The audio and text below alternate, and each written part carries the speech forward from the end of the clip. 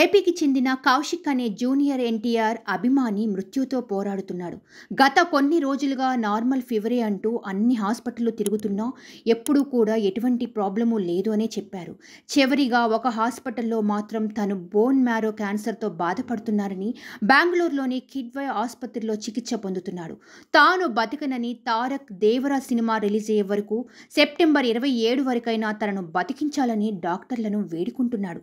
తమ బిడ్డ చివరి కోరిక తీర్చాలని చంద్రబాబు నాయుడు గారిని, పవన్ కళ్యాణ్, జూనియర్ ఎన్టీఆర్ను స్పందించాలని అతని తల్లిదండ్రులు తిరుపతిలో ప్రాధేయపడుతున్న వీడియో అందరినీ కదిలిస్తుంది.